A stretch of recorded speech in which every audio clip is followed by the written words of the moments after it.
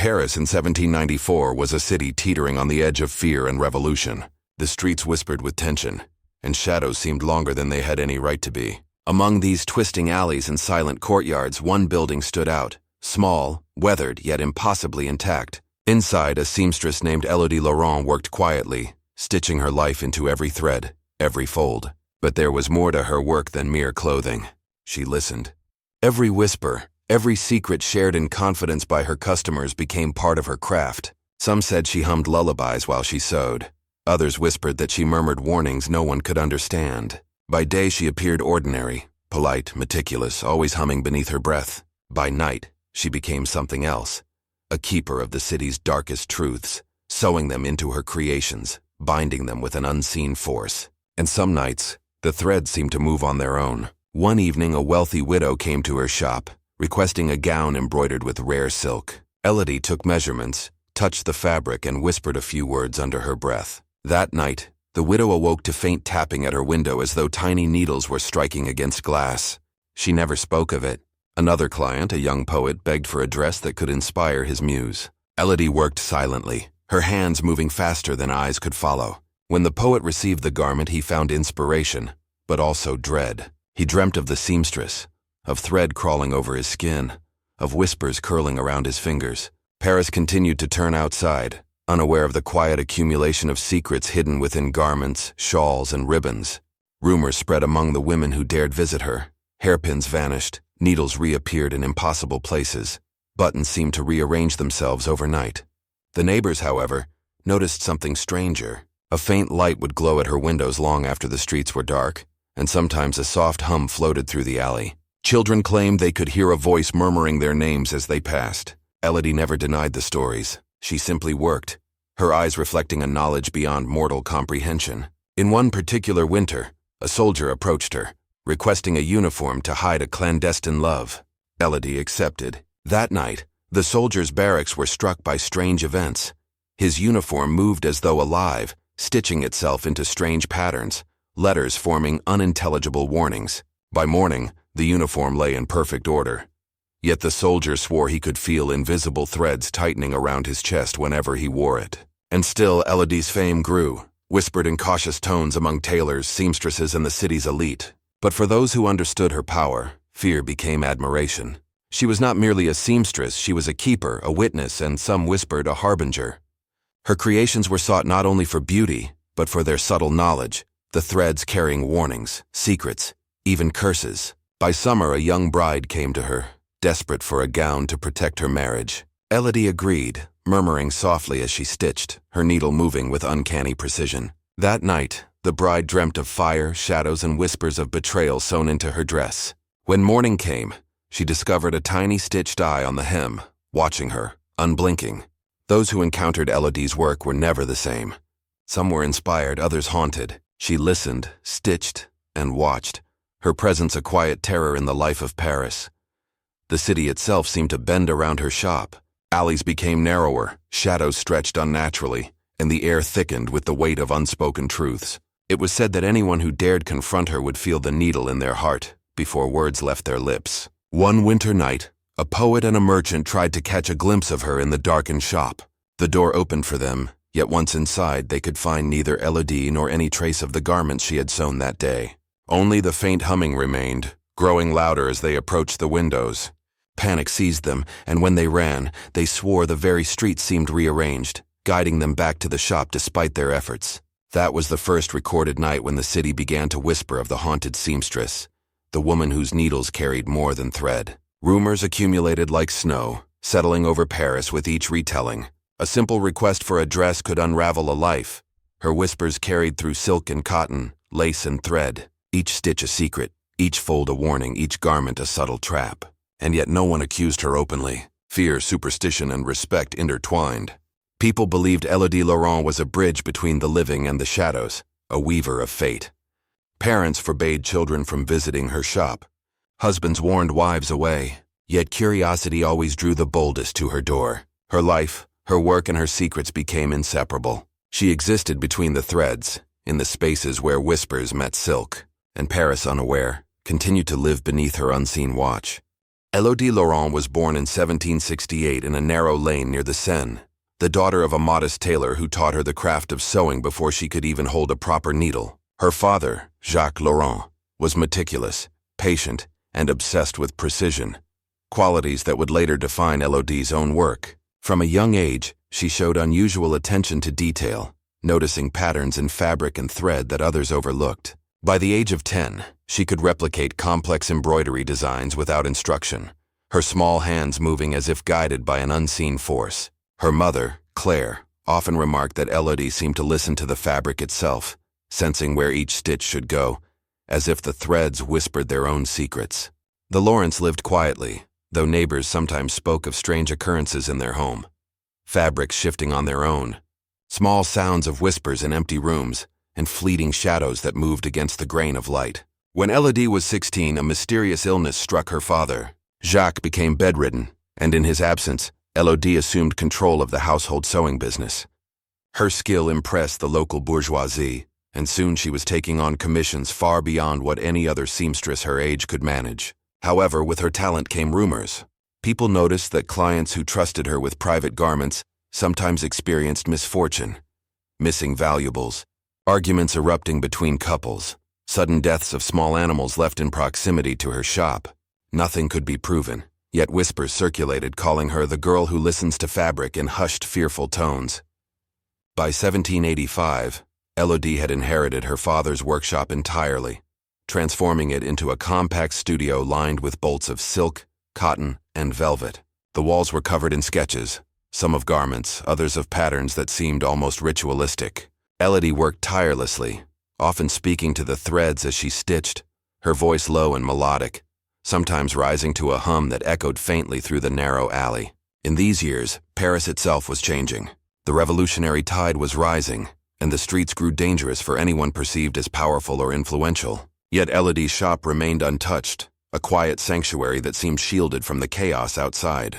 Some claimed her work was protected by unseen forces, threads imbued with knowledge that could sway fortune and misfortune alike. Visitors included noblewomen seeking gowns, merchants desiring embroidered banners, and occasionally, officials who brought letters and contracts. Each person left with a mixture of awe and unease. Élodie listened intently to their conversations, noting secrets, desires, and hidden fears. Many of these she recorded, not in ink, but in the folds of her stitches. By 1790, she had begun to attract more curious attention.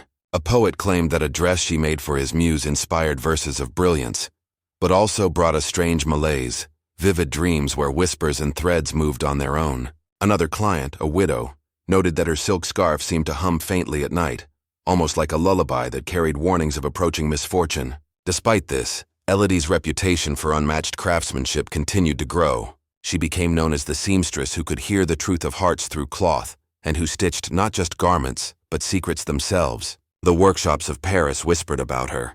Competing tailors muttered that she was unnatural, yet no one could rival her precision. They claimed her fingers were guided by forces beyond human comprehension, that the needles themselves obeyed her silently. In 1792, Élodie took on an apprentice, a girl named Madeleine, hoping to pass on her skills. Madeleine quickly noticed the peculiar methods Élodie used: conversations with invisible presences, soft incantations whispered to the cloth, and an uncanny ability to foresee how a stitch would influence the wearer. Madeleine often left the workshop trembling, convinced the threads were alive, watching and recording. Meanwhile, the revolutionary turmoil in Paris intensified. Élodie's proximity to influential families made her a potential target, yet no harm came to her or her shop. Some attributed this to luck, others to the strange energy surrounding her work. By 1793, tales began to circulate that Élodie could predict events through her stitching.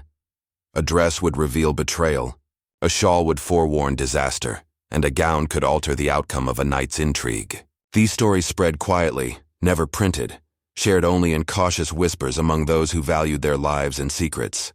That year, Élodie faced a personal tragedy. Her mother passed away unexpectedly, leaving her entirely alone. Her grief seemed to deepen her connection to her craft. She stitched late into the night, weaving not only the memory of her mother but also the unseen threads of every secret she had accumulated over the years. Patrons reported strange phenomena: garments behaving unpredictably, buttons shifting positions, ribbons curling into cryptic shapes. Some refused to leave their homes wearing her work, fearing what secrets might emerge. Parisian authorities took notice, yet when investigated, no proof of wrongdoing existed. Elodie maintained an air of normalcy, her polite manners and impeccable craftsmanship making it impossible to accuse her directly. Her life, therefore, became a balance between the ordinary and the supernatural. Running her workshop, fulfilling commissions, and secretly recording the whispered truths of Paris through the medium of her needle and thread.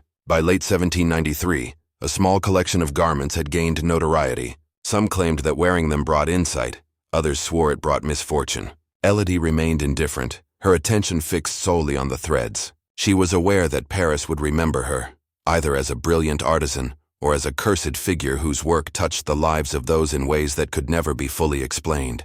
Her shop, quiet and orderly, became a repository of whispers, shadows, and hidden truths, a place where secrets were sewn into fabric and preserved with invisible precision.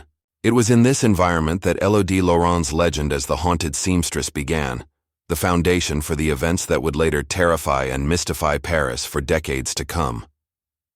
As the winter of 1794 approached, Elodie's reputation had spread far beyond the immediate streets of her neighborhood. Noblewomen and merchants traveled hours to consult her, each seeking garments that promised not only beauty but also subtle influence over fate and fortune. Her workshop, modest in size but labyrinthine in its organization, was filled with the hum of a single candle and the steady rhythm of needles piercing fabric. Each stitch carried intent, and each garment became a silent repository of the secrets she had gathered over the years. Patrons often felt a strange weight in the fabric, a sensation of presence that was difficult to describe. They would leave her shop, garments in hand, feeling simultaneously comforted and unsettled. Rumors flourished in hushed tones. A child who had lost his mother in a tragic accident received a doll dressed by Elodie, only to find the stitches forming ominous shapes in the moonlight. A widow claimed her dress foretold arguments with her in-laws, the hem curling into sharp angles that seemed to mirror tension. Though Elodie never interfered, the mere presence of her work altered outcomes subtly, a fact that frightened and fascinated those who noticed.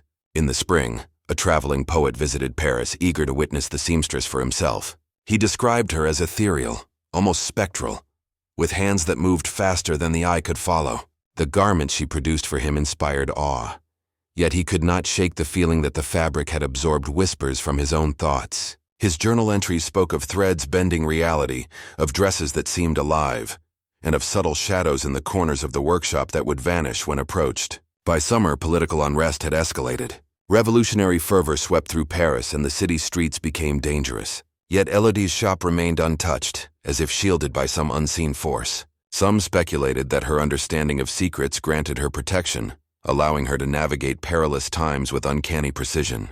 Madeleine, her apprentice, continued to assist, though she remained wary. She had begun to understand the full extent of Elodie's abilities, the way she could manipulate the emotional resonance of her clients through the very texture of fabric, how a hem or a seam could subtly influence perception, and how whispered words absorbed into silk could linger long after the garment left the workshop. Patrons continued to report strange occurrences. A uniform commissioned by a young soldier subtly altered his interactions with others. A scarf gifted to a merchant seemed to sway conversations in his favor, or in some cases to warn of impending misfortune. While these events were never overt, the outcomes left those who experienced them unsettled, yet still reliant on Elodie's work. As autumn approached, a wealthy widow came seeking a gown that would protect her from betrayal. Elodie accepted, her hands moving with deliberate precision. That night, the widow dreamt of eyes stitched into her hem, unblinking, following her movements. By morning, she discovered subtle patterns embroidered into the lining, symbols that no one could read, but that seemed to warn of hidden dangers. Meanwhile, the whispers about Elodie's abilities grew louder. Tailors, seamstresses, and merchants debated her powers, some attributing them to luck, others to occult knowledge. Elodie herself remained composed, silent, and meticulous, never confirming nor denying the claims. Her influence was quiet, pervasive, and undeniable. In late autumn, a young revolutionary approached her for a coat that would allow him to move unseen among political rivals. Elodie measured him carefully, whispered into the cloth, and worked through the night. The next day, the revolutionary's movements were flawless. None could follow him, none could anticipate his actions. Word of this accomplishment spread in careful circles, heightening both admiration and fear. Meanwhile, Paris itself seemed to bend subtly around her influence. Alleys appeared narrower, shadows longer, and a faint hum sometimes emanated from her workshop even when no one was present. Stories grew darker and more elaborate. A seamstress whose needles carried warnings, whose threads bound destiny, and whose whispered instructions could alter lives. By December, the city had grown almost paranoid regarding her presence. Authorities remained cautious. While nothing could be proven, her impact was undeniable. Yet Elodie persisted in her work, meticulous, silent, and ever watchful. She understood that the fabric she touched contained more than cloth. It contained human intention, fear, desire, and folly. Each stitch she placed was both observation and intervention, invisible but profound. Elodie Laurent's legend was solidifying. Even those who never entered her workshop spoke of her, their stories tinged with awe and dread. They spoke of garments that seemed alive, of whispers that accompanied the fabric, and of a woman who watched silently while Paris shifted around her. By the year's end, Elodie had become more than a seamstress. She was a symbol, a subtle force in the lives of many, unseen yet potent, a shadow threading through the heart of the city. Her creations carried influence, mystery, and warning, establishing her as a figure whose reputation would endure far beyond her own lifetime. The haunted seamstress of Paris was no longer merely a local legend. She had become a spectral presence, a subtle arbiter of fate whose influence touched all who dared enter her realm. The winter of 1794 had left Paris cold, gray, and restless. The city's streets carried an undercurrent of fear, whispers, and suspicion. In the midst of this, Elodie Laurent's workshop seemed untouched by time or turmoil, a small haven of precision, thread, and shadow. As news of her abilities spread, more patrons sought her work, each one unaware of the full extent of her influence. Noble women came hoping to protect themselves from betrayal. Merchants sought subtle advantage in trade and negotiations. Some were desperate to understand hidden truths, to glean knowledge through garments, unaware that they were placing themselves in Elodie's quiet dominion. By now, her apprentice Madeleine had begun to realize the true depth of her mentor's power. Elodie did not merely stitch, she recorded. Every whispered secret, every fear, every hidden desire became encoded in silk, wool, and velvet. Needles moved as if guided by some unseen consciousness, embedding truths into patterns invisible to ordinary eyes. Patrons were unnerved, yet drawn in by a mixture of fear and curiosity. Each visit to the shop became a delicate negotiation between desire and dread. One afternoon, a widow approached, seeking a gown that would protect her from the machinations of a treacherous family. Elodie measured her, whispered softly to the fabric, and worked through the day. The widow left with the garment, unaware that threads inside her gown carried coded warnings of impending danger. That night she dreamt of shadows slithering across the floor, letters forming in the air, warning of betrayal. By morning, she discovered subtle symbols stitched along the hem. Rumors spread among those who dared speak. Elodie's garments could influence fate, shield the wearer, or bring subtle consequences to those around them. Few could explain how, and fewer dared question her. One evening, a poet and a merchant arrived simultaneously, each seeking a gown and a coat that would change their fortunes. Elodie listened to their requests with quiet attention, nodding subtly, her eyes reflecting a deeper knowledge. That night, the poet dreamt vividly. Threads moved independently, letters and symbols forming on fabric, carrying messages he could not decipher. The merchant awoke to a strange sensation on his chest, as though invisible hands had tightened his coat in warning. Across Paris, similar accounts began surfacing. Dresses, coats, scarves, and gloves, any garment created by Elodie, exhibited subtle anomalies. Buttons shifted overnight, seams rearranged themselves, hems appeared altered. Some claimed to hear whispers emanating from the fabric itself, quiet at first, growing louder when ignored. The authorities, curious but cautious, attempted to investigate. They sent officials to her shop, but Elodie's demeanor, precision, and calm rendered them powerless. No evidence could be found. Patrons left satisfied but uneasy, carrying garments imbued with silent messages, their influence unpredictable yet potent. By early spring, Elodie's fame had reached the ears of influential figures who whispered about the haunted seamstress in fear. Merchants avoided discussing her openly. Tailors gossiped behind closed doors. Some attempted to replicate her work but failed. Elodie's skill was beyond imitation, as if the fabric itself obeyed her. Madeleine, now more aware than ever, began documenting everything in secret. She noted the patterns, the murmurs, and the reactions of clients. She also began to notice subtle changes in the workshop. threads that seemed to move independently, shadows that lingered unnaturally, and a faint hum that persisted even when the candle was extinguished. Stories of Elodie's influence reached even the revolutionary circles. Soldiers and spies began to seek her work for garments that would shield them from detection or carry hidden warnings. Some returned with reports of strange occurrences, claiming the garments seemed alive, guiding their actions or alerting them to unseen danger. By mid-spring, a series of mysterious events unfolded. Patrons who had dismissed warnings or ignored the subtle guidance of their garments found themselves embroiled in accidents, arguments, and betrayals. Those who heeded the silent counsel embedded in the stitches fared better. Whispers spread. Elodie Laurent did not merely sew. She communicated, advised, and perhaps even judged through her craft. The city itself began to reflect her influence subtly. Alleys seemed to bend unnaturally. Shadows lengthened where her garments had been worn, and faint hums carried on the wind near her workshop. Rumors escalated. Some claimed that the fabric held memory, recording the intentions of those who touched it. Others whispered that Elodie could foresee events, embedding instructions into garments that altered outcomes quietly. Fear mingled with fascination. By late spring, her clientele had grown diverse. Nobles, merchants, spies, and commoners alike came seeking her skill, each leaving with a garment that bore invisible counsel, warning, or blessing. Elodie remained impassive, her focus unwavering, her needles moving with relentless precision.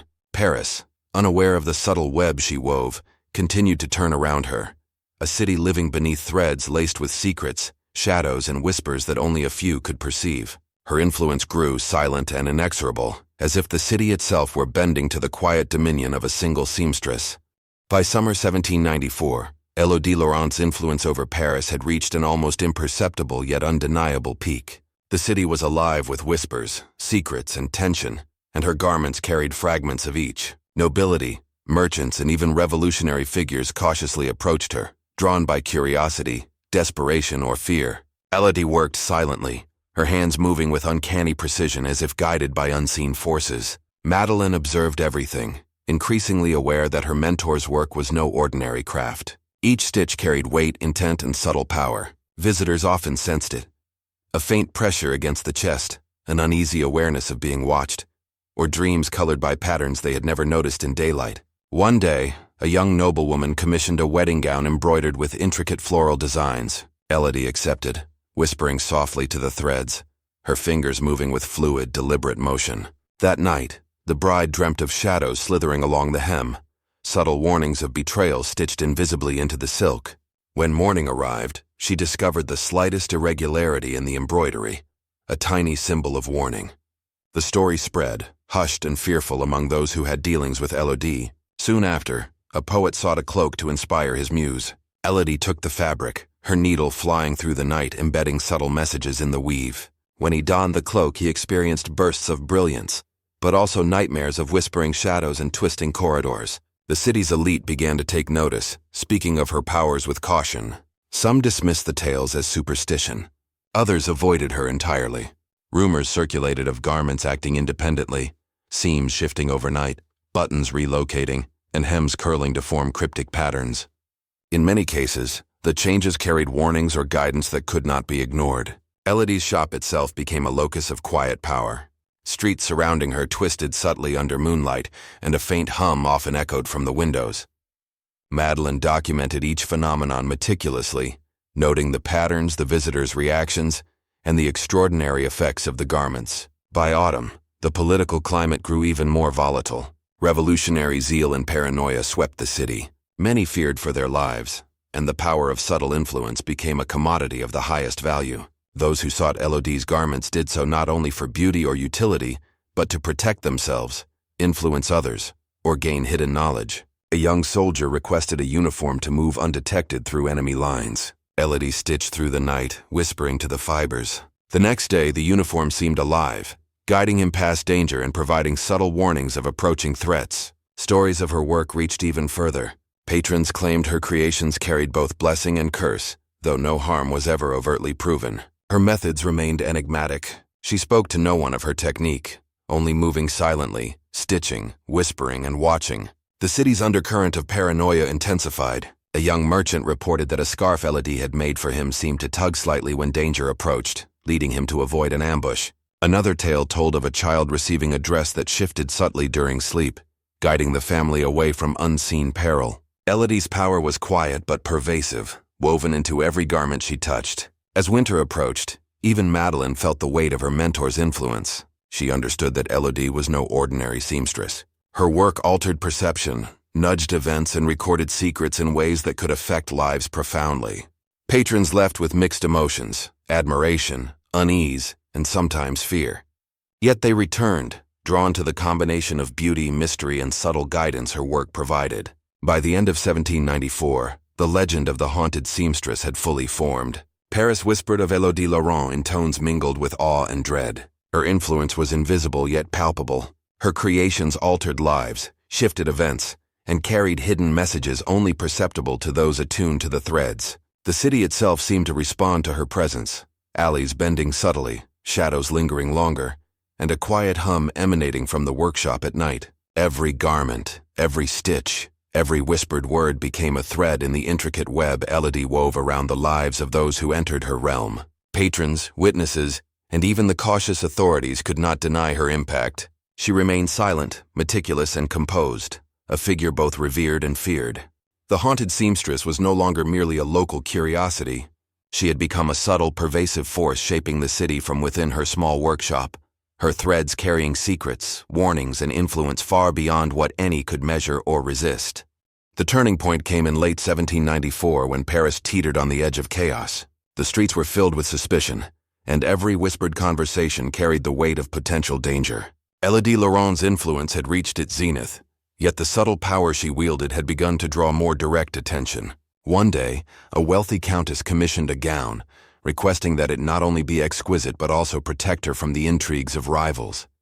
Elodie worked with calm precision, her needle moving almost as if possessed. Every stitch carried intent, every fold of fabric encoded with silent messages. That night, the countess dreamt vividly of shadows approaching her chambers, of whispers that warned her of a betrayal planned by her closest allies. She awoke to find slight, almost imperceptible anomalies in her gown, patterns forming cryptic symbols along the hem. Simultaneously, a series of murders began to ripple through the streets of Paris. The victims were individuals connected to powerful families, each death subtle yet brutal, leaving authorities puzzled and fearful. Whispers soon connected these events to Elodie's creations. Some patrons claimed misfortune struck those who disregarded the silent guidance embedded in the garments. Others swore that merely owning a piece of her work could alter fate itself. Elodie remained silent, continuing her meticulous work, observing her clients with a keen, unblinking gaze. One particularly audacious nobleman attempted to manipulate her into revealing her methods. He demanded her secrets, threatening her and those she loved. Elodie did not respond verbally. Instead, she crafted a small, seemingly innocent cloak, whispering into its folds as she stitched. Within days, the nobleman found his plans unraveling inexplicably. Decisions he thought were his own turned against him. Shadows seemed to move in corners of his mansion, and a faint hum echoed whenever he attempted to plot further schemes. News of these events spread quietly among Parisian elites, amplifying fear and fascination alike. Meanwhile, Madeline witnessed the peak of Elodie's power. Threads moved with an almost sentient awareness. Shadows followed her mentor's movements, and whispered guidance seemed to emanate from the garments themselves. In the workshop, a tense energy hung in the air thick as fog. Patrons and visitors began leaving with garments that altered more than appearances. They carried warnings, subtle manipulations, and occasionally, consequences for those who ignored them. One case involved a merchant who had been previously warned through subtle stitching to reconsider a business deal. Disregarding the hints, he proceeded as he wished, only to find his venture ruined, his partners turning against him in unexpected ways. Another instance involved a young soldier whose coat guided him past danger repeatedly, allowing him to avoid ambushes that had claimed others. The culmination of these events created a palpable tension across the city. Elodie's influence, once subtle, became a force recognized even by those who could not understand its full reach. She remained composed, observing the unfolding drama, her eyes reflecting a deep awareness of the patterns she had woven into the fabric of lives around her. By late autumn, rumors suggested that even those who had never interacted with her garments were affected. Decisions seemed to align mysteriously. Misfortune struck those unaware of her subtle manipulations, and a quiet fear pervaded the city. Elodie Laurent had become more than a seamstress. She was a force operating in shadows, her needles instruments of fate and her threads conduits of silent influence. Authorities, desperate to comprehend the strange occurrences, sent investigators to her workshop, but they could find nothing incriminating. Patrons who had benefited from her work spoke of miracles and warnings, yet could not articulate the mechanics of her craft.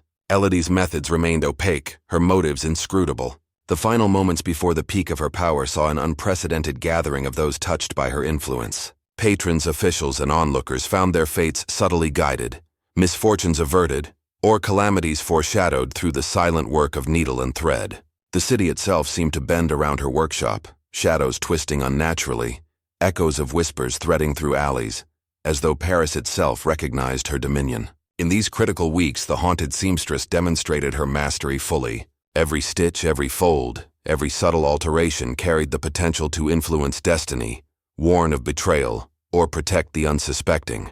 Her work was silent, invisible, and powerful, leaving those who encountered it to ponder the fine line between fortune and misfortune, influence and intrusion, beauty and danger. Elodie Laurent had become an invisible arbiter of fate, a spectral presence woven into the very fabric of Parisian life, her influence reaching far beyond her modest workshop.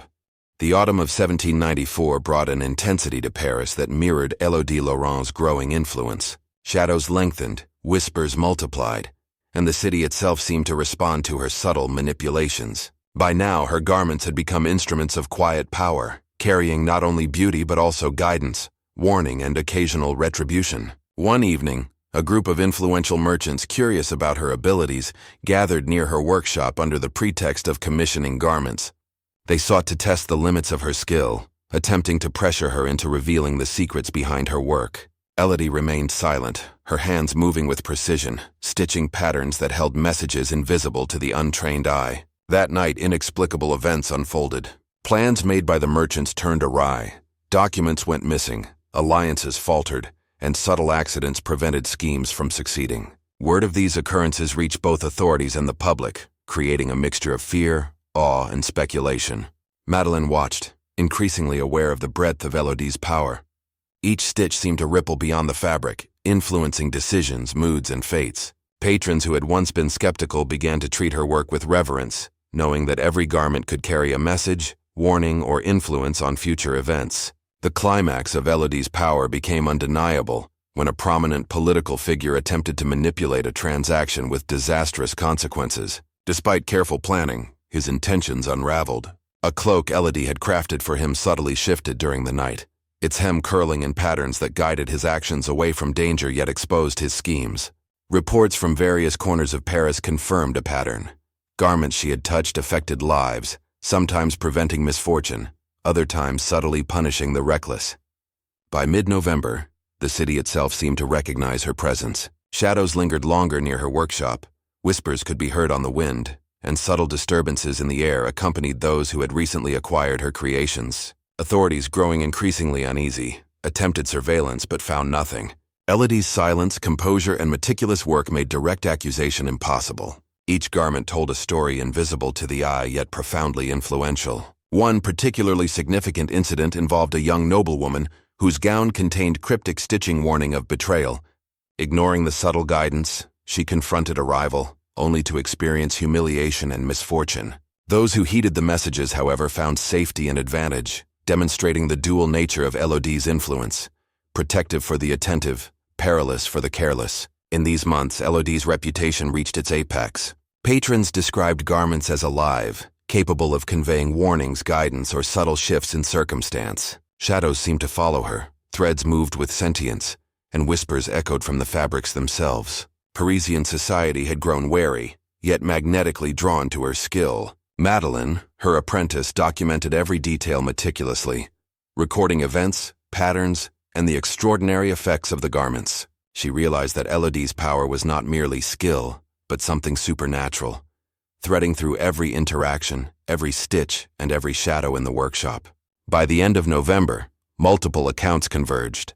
Patrons, merchants, nobles, and even minor officials attested to inexplicable events following their interactions with Elodie's creations.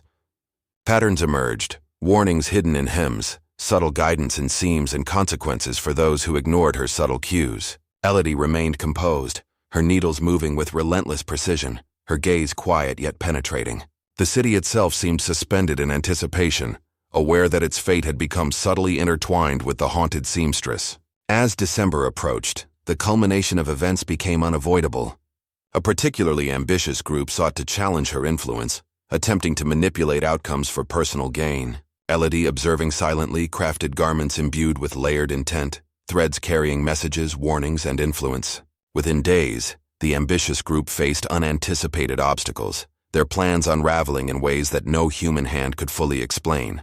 Whispers spread, fear intensified, and Elodie's legend reached its peak. Her mastery over fabric, shadow, and subtle manipulation had transformed her from a simple artisan into a spectral arbiter of fate. Paris, a city of intrigue, betrayal, and ambition, now recognized the presence of a force beyond comprehension, quietly shaping events through threads and whispers. Elodie Laurent had achieved the zenith of her influence, her work now inseparable from the destiny of those who sought her creations.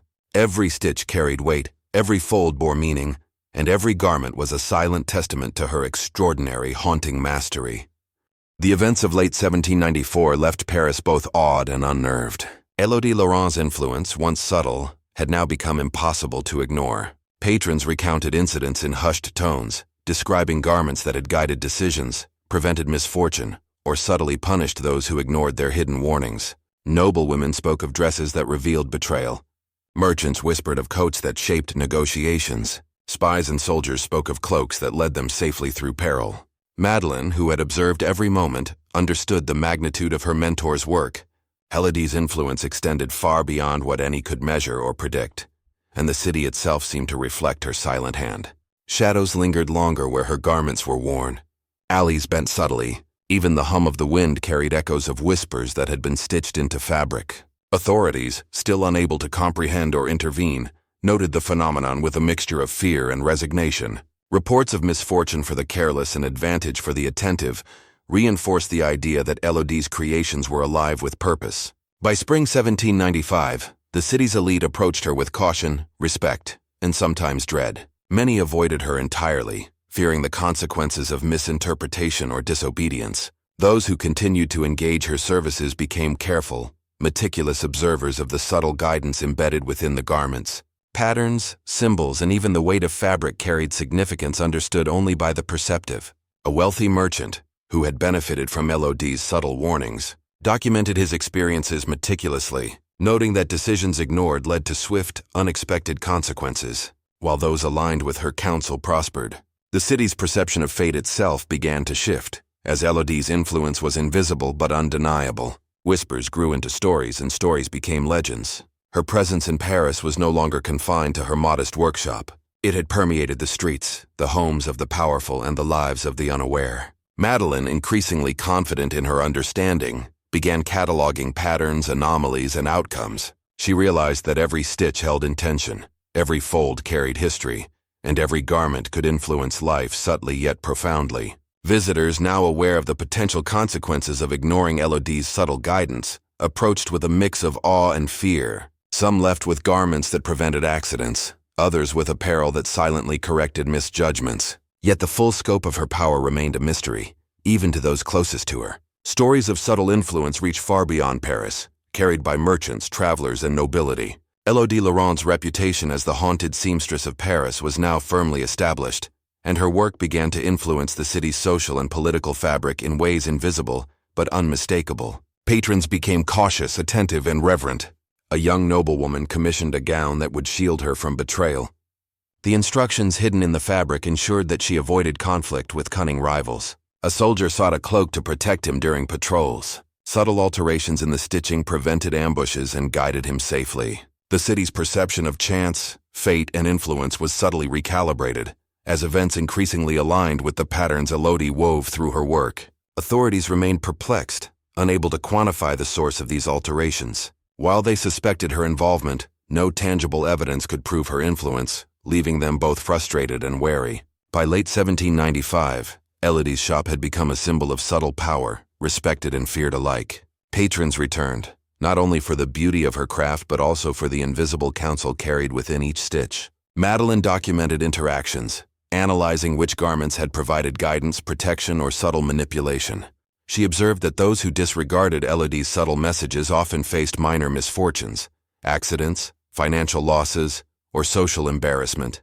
Those who heeded the messages prospered, their lives subtly altered in their favor. In this way, Elodie Laurent's influence was not overtly coercive, but persuasive, guiding lives through invisible threads and whispered intent. The city itself seemed to bend around her presence, alleys twisting, shadows lingering, and subtle sounds echoing from places that seemed empty. Patrons and passers-by alike felt a strange awareness when near her workshop, an inexplicable sensation that their fate might be intertwined with the work conducted within. Elodie remained composed, her meticulous attention to every stitch ensuring that the balance between influence and discretion was maintained. She understood that the power she wielded was immense yet invisible, requiring subtlety, precision, and unwavering focus. Her garments became instruments of quiet judgment, silent guidance, and occasional retribution. Through them, she shaped destinies without ever speaking a word, a quiet arbiter of fate whose influence permeated Paris.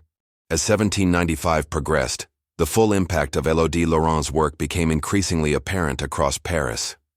Those who had once doubted her power began to acknowledge the subtle, inescapable influence of her garments. Stories of whispered warnings embedded in seams, of dresses guiding their wearers away from danger, and of cloaks preventing disasters circulated quietly but persistently. Madeleine continued her meticulous documentation, recording every detail of interactions, outcomes, and the reactions of patrons. It became evident that Elodie's influence was cumulative, growing stronger with each garment, each stitch, and each whispered counsel. The city itself seemed to respond. Streets appeared to bend in unusual ways. Shadows lingered longer near locations tied to her work, and faint murmurs were reported by those sensitive to the unseen currents of power surrounding her workshop. The aftermath of the climax revealed not only Elodie's capabilities, but also the consequences of neglecting her guidance. Patrons who ignored the subtle signals within garments suffered minor calamities, social embarrassments, missed opportunities, or unexpected losses. Those who paid attention prospered, often without understanding why. One merchant, who had ignored warnings in a stitched coat, found a lucrative trade deal collapse unexpectedly, while a rival who had heeded a hidden symbol in their garment thrived. The duality of her influence created a pervasive sense of awe and trepidation. Elodie's work had moved beyond mere fashion or artistry. It became a silent arbiter of fortune, a measure of attention and caution. Madeleine observed that even small alterations, a shifted seam, a twisted hem, could convey critical information. Patrons learned to read patterns instinctively, attuned to the nuances of Elodie's craft. Meanwhile, the authorities remained unable to intervene. Investigations yielded no evidence of wrongdoing, only tales of garments that seemed alive, influencing events subtly and invisibly. Reports of accidents prevented or fortunes altered could not be substantiated, leaving Elodie's reputation both intact and terrifying. The social impact was profound. Parisian elites approached her with reverence and careful attention. Those outside the immediate circles of influence whispered cautiously, reluctant to invoke her power or risk inadvertent misfortune. Elodie's workshop became a nexus of quiet power, attracting patrons seeking protection, advantage, or insight. The city itself seemed to recognize her presence. Shadows deepened in her vicinity. Whispers echoed faintly in alleys, and even the wind appeared to carry subtle messages. Madeleine, increasingly aware of the supernatural aspect of her mentor's work, began compiling patterns, sequences, and outcomes. She noted that Elodie's influence was not random but deliberate, a precise calibration of intention woven into every stitch. Patrons' lives, decisions, and fates were guided, often imperceptibly, through the garments they wore. By late 1795, stories had proliferated widely. Accounts of protection, guidance, and minor retribution followed the dissemination of her garments. The notion of a haunted seamstress, capable of subtle manipulation of destiny, had solidified into legend. Even those who had never encountered Elodie's creations felt the weight of her influence indirectly, as lives and events shifted in ways unexplainable by ordinary chance. Elodie herself remained composed, her focus unwavering. The workshop's atmosphere, a combination of precision, whispering needles, and the faint hum of influence, remained constant. Every stitch, every fold, every detail was deliberate, ensuring that each garment served its dual purpose: beauty and subtle manipulation. Patrons learned that obedience, attention, and understanding were crucial, A misread stitch could lead to minor disaster. Careful observation ensured safety and advantage. Elodie's quiet mastery extended far beyond the immediate influence of each garment, creating a ripple effect through social, political, and personal spheres. By the end of 1795, the legacy of her work was firmly entrenched. Paris had experienced a period in which clothing became more than fabric. It became a medium for silent judgment, guidance, and occasionally punishment. The after-effects of Elodie Laurent's skill permeated the city, subtly shaping events and lives. Even in her absence, the patterns she had established continued to influence those who had engaged with her work. Madeleine understood the permanence of her mentor's influence and began preparing to carry the knowledge forward. Elodie's creations had altered perceptions of fate, chance, and destiny, demonstrating that subtle forces, hidden within ordinary objects, could exert profound power over the course of events. The aftermath was a city forever changed, aware of invisible currents of influence yet unable to fully grasp their origin. Elodie Laurent had woven a legacy that combined artistry, foresight, and subtle manipulation, leaving Paris both haunted and fascinated, the threads of her work invisible, yet unbreakable. As winter deepened in Paris, the enigma of Elodie Laurent's creations grew ever more pronounced. Patrons who had long benefited from her subtle guidance began to report occurrences that defied explanation. Dresses, cloaks, and coats seemed to carry messages invisible to the eye, and yet unmistakable in their influence on events. Some claimed that the garments themselves whispered warnings. Others reported inexplicable sensations guiding them away from danger. Madeleine meticulously recorded these accounts, noting patterns that suggested not merely skill, but an almost supernatural connection between Elodie and the threads she touched. Scholars, skeptics, and curious observers attempted to uncover the methods behind her work, yet none succeeded.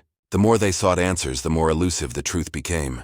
Some suggested hidden codes woven into the embroidery, invisible under ordinary light, decipherable only under rare conditions. Others theorized that Elodie had discovered an arcane knowledge lost to time, allowing her to manipulate probability and perception subtly yet profoundly. Patrons, fearful and awed, spoke in whispers, acknowledging the duality of her creations, benevolent for the attentive, perilous for the careless. Shadows seemed drawn to her workshop, lingering at doorways, stretching unnaturally along walls, as though aware of the secrets contained within. Several unexplained incidents deepened the city's fascination and fear. A young apprentice who had attempted to replicate Elodie's work discovered patterns that seemed alive, moving subtly under her gaze. A merchant reported a coat altering slightly in weight and shape when he faced unforeseen danger, as if guiding him instinctively. Such events were documented meticulously by Madeleine, who began to sense the overarching pattern. Elodie's influence extended beyond immediate interactions, touching those who had never directly encountered her work. Authorities, frustrated by the lack of tangible evidence, grew wary. Investigators observed the workshop, noting shadows, whispers, and the precise movements of Elodie's hands, yet found nothing unlawful.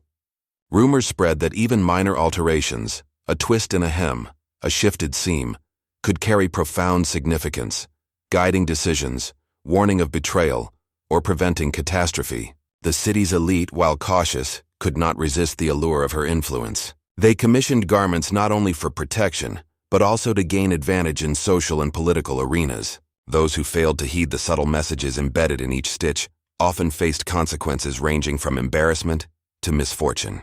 Tales of such outcomes circulated quietly, reinforcing the perception that Elodie's power was both real and pervasive. Even the common people, far removed from her clientele, reported subtle changes in their environment. Streets bending slightly, shadows lingering longer, and sounds that carried faint, inexplicable guidance. Madeleine observed that these occurrences were not coincidental.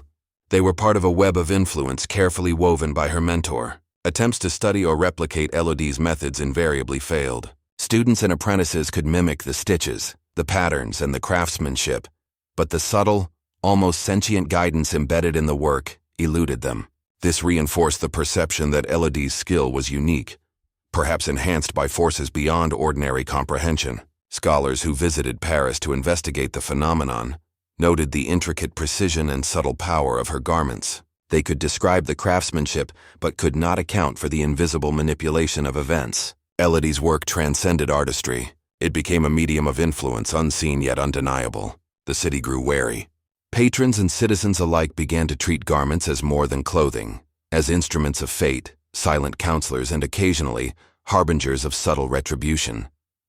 Madeleine, observing this evolution, recognized that Elodie's influence had reached a scale previously unimaginable. Paris had become a stage upon which her subtle power unfolded, each garment a thread in a larger web connecting individuals, events, and outcomes in ways invisible yet profound. Even those who avoided her directly were touched indirectly, as decisions, misfortunes, and opportunities shifted subtly through the influence of her creations. The mystery deepened. Scholars, authorities, and even ordinary citizens could only speculate about the source, intent, and mechanics of her power. Elodie Laurent remained composed, silent, and meticulous, her influence spreading quietly yet unmistakably. By the end of winter, the legend of the haunted seamstress had solidified.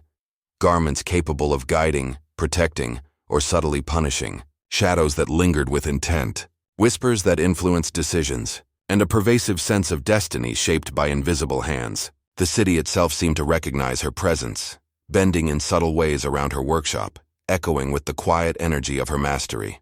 Patrons and witnesses alike understood that Elodie's work was not mere artistry. It was a silent force, guiding, influencing, and subtly shaping the course of events with unmatched precision.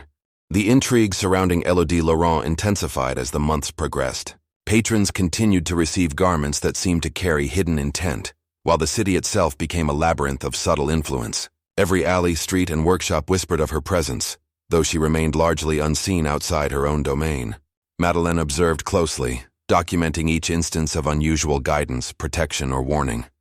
A merchant's coat led him safely through political maneuverings. A noblewoman's gown exposed a would-be traitor, and a young soldier's cloak subtly guided him past ambushes. Each example reinforced the belief that Elodie's creations were not ordinary, but instruments of fate. Scholars and skeptics attempted to penetrate the secret, examining fabrics, patterns, and threads. Yet no scientific or rational explanation sufficed. Some posited hidden codes, others speculated supernatural influence, while a few whispered that Elodie herself had made a pact with forces beyond human comprehension. Shadows persisted near her workshop, curling unnaturally along walls and lingering at doorways. Those sensitive to the unseen reported faint whispers emanating from garments, streets, and even the wind. The pattern was unmistakable. Elodie's influence extended beyond her immediate clients, subtly shaping events in the city at large. Even those who had never interacted with her garments found themselves affected by the ripple of her meticulous work. Patrons learned to pay attention, reading subtle cues in stitching, patterns, and fabric folds. Ignoring these signs often resulted in minor misfortunes, while careful attention brought unexpected advantages. Madeleine noted that the garment's effects were cumulative. Repeated interaction amplified influence, creating a web of subtle guidance that reached far beyond a single wearer. The authorities, unable to account for these phenomena, grew increasingly uneasy. Surveillance yielded nothing tangible, yet whispers of unusual occurrences persisted. Attempts to replicate Elodie's methods failed repeatedly, reinforcing the notion that her skill was unique, perhaps augmented by forces unknown. Tales of the haunted seamstress reached even distant regions, carried by travelers, merchants, and the city's elite. Stories spoke of garments capable of subtle retribution, protection, and guidance, often without the wearer's conscious awareness. The influence of her work became a measure of attentiveness and prudence, with consequences for those who disregarded hidden cues. By spring 1796, Elodie's reputation was firmly established as both awe-inspiring and fearsome. Patrons approached her cautiously, understanding that every stitch carried weight, every fold contained intent, and every garment could alter the course of events subtly but profoundly. Madeleine documented the intricate network of influence, noting that patterns, sequences, and alterations were deliberate, not random. Each creation acted as a conduit of silent guidance or punishment, shaping decisions, destinies, and outcomes. Even the city itself seemed aware, streets bending, shadows shifting, and faint sounds echoing in alignment with the influence emanating from her workshop. Scholars continued to speculate, yet no explanation satisfied. Elodie's methods defied logic, blending artistry, precision, and subtle manipulation of events in ways that transcended ordinary comprehension. Patrons' interactions with her work created a web of cause and effect, often invisible yet profound. Some who ignored subtle cues found fortunes reversed. Others who followed hidden guidance prospered unexpectedly. By mid-1796, the legend had reached mythic proportions. Elodie Laurent's garments were no longer merely clothing but instruments of fate, channels of invisible influence and silent arbiters of consequences. Even those who had never encountered her directly were affected indirectly, demonstrating the vast reach of her subtle power. Madeleine realized that Elodie's mastery had created a persistent pattern of influence that could continue long after the original interactions. The city, unaware of the source, had adapted to this invisible web, navigating shifts in fortune, subtle warnings, and unexpected guidance. Paris had become a stage upon which Elodie's skill operated, threads connecting lives, decisions, and events in a manner imperceptible, yet undeniable. The mystery remained unsolved, even for those most intimately involved. Elodie Laurent had transformed garments into vessels of influence, her silent mastery weaving an enduring legacy that shaped Paris in ways visible only to the attentive and the careful. The subtle, haunting presence she cast over the city ensured that her legend would persist, whispered in alleys, felt in shadows, and remembered in the silent guidance carried within every stitch she had ever made. By late 1796, Elodie Laurent's legend had become inseparable from the fabric of Paris itself. Patrons, observers, and even the casual passerby felt the subtle influence of her work, a quiet but undeniable force shaping the city's pulse. Madeleine, ever diligent, continued to record every nuance, every ripple, every incident. The garments had become more than art. They were instruments of silent guidance, hidden judgment, and occasionally subtle retribution. The city moved cautiously, aware that every decision, every interaction, and every choice could be affected by unseen forces woven into the threads of Elodie's creations. Shadows persisted, stretching along alleyways, pooling in corners, lingering unnaturally near her workshop. Faint whispers, perceptible only to those attuned to subtle shifts, carried warnings and advice embedded within the fabric itself. Patrons understood that obedience and attention were essential. Ignoring subtle cues often led to misfortune, while following guidance brought safety, advantage, and sometimes unanticipated prosperity. Even as her influence spread, Elodie remained composed, her hands steady, her gaze calm, and her focus unwavering. Each stitch, each fold, each seam carried deliberate intent. Paris had learned to respect, fear, and rely upon her mastery, yet few could articulate how or why it functioned. Scholars, authorities, and curious observers could measure nothing, analyze nothing, and prove nothing. Only those who engaged directly or indirectly could sense the presence of her subtle hand. By the end of 1796, stories of garments that influenced fate, warned of betrayal, and prevented disaster had spread beyond the city's borders. Travelers carried tales to distant towns, merchants discussed incidents in whispered tones, and the elite regarded her work with cautious reverence. Elodie Laurent had become a spectral figure in the collective consciousness of Paris. The mystery of her influence, the unseen guidance embedded in her craft, and the subtle, haunting power she wielded ensured that her name would endure far beyond her lifetime. Madeleine observed that the city itself seemed to bend to these subtle currents, events unfolding in patterns previously unimaginable. Patrons who once approached her with curiosity now approached with caution, reverence, and careful observation. Even minor missteps, a misread hem, a neglected stitch, could have consequences. The garments carried the weight of invisible instruction, guiding choices, influencing outcomes, and shaping destinies. By 1797, Elodie's influence had become so pervasive that even those outside Paris felt subtle shifts. Stories told in neighboring towns spoke of garments altering circumstances, preventing misfortune, and correcting hidden mistakes. Scholars attempted to explain, citing coincidence, psychology, or superstition. None succeeded. Madeleine, aware of her mentor's skill and the subtle forces at play, understood that explanation alone could not convey the depth of Elodie's mastery. The seamstress had transcended mere craft. She had woven influence itself into her work, threads imbued with intention and unseen power. Shadows, whispers, and subtle guidance had become part of the fabric of Parisian life. Patrons continued to engage her work with care, reverence, and attention. Even as Elodie's direct interactions declined, the ripple effect of her creations persisted. Misfortune for the inattentive and guidance for the attentive ensured that her influence remained active, quiet, and profound. By late 1797, the legend of the haunted seamstress was firmly established. Elodie Laurent was both celebrated and feared, her work silently shaping the social, political, and personal spheres of the city. Patrons understood that her influence extended beyond immediate interactions, touching lives, decisions, and outcomes far removed from her direct contact. Madeleine recognized that Elodie had created a web of guidance and subtle control, woven through fabric, shadow, and whispered intent. The city had adapted, moving within this web, sometimes unaware, sometimes cautious, always influenced. Paris had been forever changed, the invisible threads of her mastery subtly altering the course of countless lives. Even as time passed, the legend endured. Patrons, scholars, travelers, and citizens whispered of garments that guided, protected, and occasionally punished. The haunted seamstress had woven her influence into the very soul of the city, an enduring presence invisible yet impossible to ignore. Every stitch, fold, and hem became a symbol of silent power, shaping decisions, fortunes, and fates in ways both subtle and profound. Elodie Laurent had achieved what few could imagine, mastery not only of her craft, but of unseen forces, embedding herself into history as both artisan and spectral guide. As 1798 approached, the legacy of Elodie Laurent was firmly entrenched in the streets and lives of Paris. Patrons and citizens alike spoke in hushed tones of garments that guided decisions, prevented misfortune, and subtly altered outcomes. Every stitch carried purpose, every seam held hidden intent, and every garment conveyed messages invisible to the eye but undeniable in effect. Madeleine continued her diligent documentation, noting how even minor alterations, a shifted hem, a twisted seam, could redirect events subtly yet profoundly.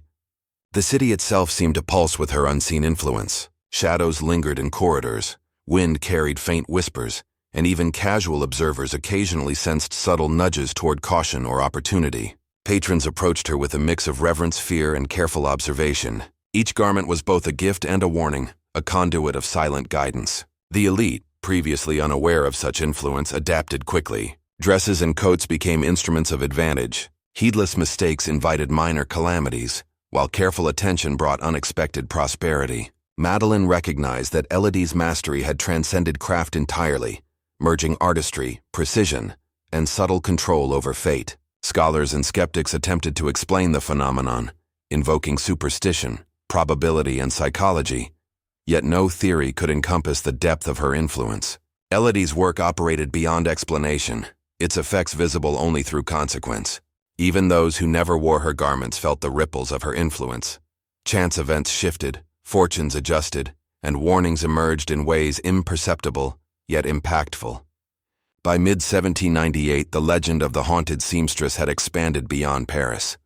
Tales traveled with merchants, diplomats, and travelers, spreading whispers of garments that subtly corrected misjudgments, guided decisions, and prevented disaster. The city had become a stage, with Elodie's influence acting as a hidden hand, directing outcomes in alignment with her careful design. Madeleine's records revealed that her mentor's skill was unmatched, embedding a level of subtle guidance and unseen power that defied replication. Patrons learned to observe carefully, reading the nuances in every stitch, fold, and pattern. Misreading the guidance brought consequences. Attentive reading ensured prosperity. By late 1798, even those unaware of her work had adapted, acting within patterns subtly dictated by her influence. Paris moved cautiously, its inhabitants aware that unseen forces shaped their environment, their choices, and their fates. Shadows, whispers, and subtle adjustments in circumstance reinforced Elodie's presence, ensuring that her influence remained pervasive. Patrons continued to seek her guidance, scholars continued to speculate, and Madeleine continued to document. The seamstress's impact extended beyond immediate outcomes. It shaped perceptions, altered social dynamics, and created an invisible web connecting decisions, fortune, and destiny. By the close of 1798, Elodie Laurent's mastery was unquestioned. She had transformed garments into instruments of fate, embedding subtle guidance, warnings, and influence within every creation. The city itself had adapted, navigating an invisible matrix of consequences orchestrated by her skill. Patrons understood the stakes. A misstep could bring misfortune, but careful attention brought advantage, protection, and subtle power. Even after her direct involvement ceased, the effects persisted. Her garments remained, shadows lingered, whispers continued, and the web of influence expanded quietly but irreversibly. Paris had become a city guided in part by invisible hands, its fate subtly shaped by the haunted seamstress whose work combined artistry, mastery, and an understanding of the unseen currents of life. Madeleine recognized that Elodie's influence had created a lasting legacy, one that would continue to shape the city long after her physical presence had faded. Patrons, citizens, and travelers alike would remember, whisper, and caution each other about garments imbued with subtle power, ensuring that Elodie Laurent's name endured in legend, memory, and the hidden threads of fate itself. Her work had become timeless, an enduring testament to the quiet, meticulous, and haunting power of the haunted seamstress of Paris.